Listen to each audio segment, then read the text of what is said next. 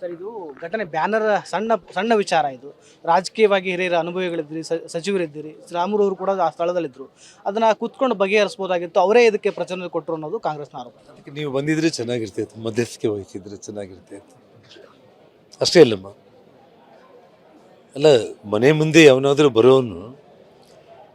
ಮುಂದೆ ಬರೋನು ದೊಣ್ಣೆಗಳಿಟ್ಕೊಂಡು, ಗನ್ಗಳಿಟ್ಕೊಂಡು, beer bottles ಇಟ್ಕೊಂಡು, petrol ಬಾಂಬ್ಗಳು ಇಟ್ಕೊಂಡು ಅವ್ನು ಬಂದವನ ಜೊತೆಯಲ್ಲಿ, ಅದು ನಾವು ಮನೆಯಲ್ಲಿ ಇಲ್ಲದೇ ಇರುವಂಥ ಸಮಯದಲ್ಲಿ ಬಂದಿರುವಂಥ ರೌಡಿ ಗ್ಯಾಂಗ್ಗಳ ಜೊತೆ ನೀವು ಕೂತ್ಕೊಂಡು ಮಾತಾಡ್ಲಿಕ್ಕಾಗುತ್ತೇನಾ ನಿಮಗೆ?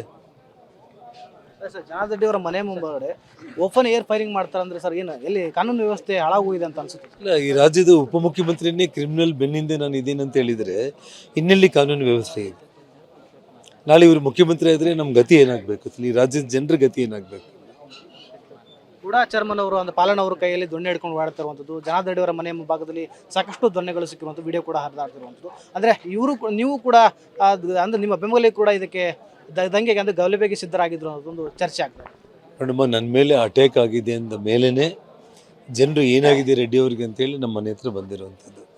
ಪ್ರೀ ಪ್ಲ್ಯಾಂಡಾಗಿ ನಿಮ್ಮ ಕಣ್ಮುಂದೆನೇ ನಿಮ್ಮ TV9 ಸಾಕ್ಷಿ. ನಿಮಗೆ ಫೈರಿಂಗ್ಗಳು, ಗಲಾಟೆಗಳು, ಬಾಟಿಲ್ಸ್ ಎಸೆತ, ನಿಮಗೇನು ಆಗಿಲ್ಲ, ನೀವು ಪ್ರಾಣದಿಂದ ಇದ್ದೀರ ಅನ್ನೋದೇ ಭಗವಂತನ ಆಶೀರ್ವಾದ ನಿಮಗಷ್ಟೇ. ನಮ್ಮವ್ರಿಗೆಲ್ಲ ತಲೆಗಳ 5-6 ಮಂದಿಗೆ ಒಲೆಗಳು ಬಿತ್ತು, ಅವ್ರ ಕಾರ್ಯಕರ್ತೆ ಸತ್ತೋದ, ಅದು ಬೇರೆ ವಿಚಾರ.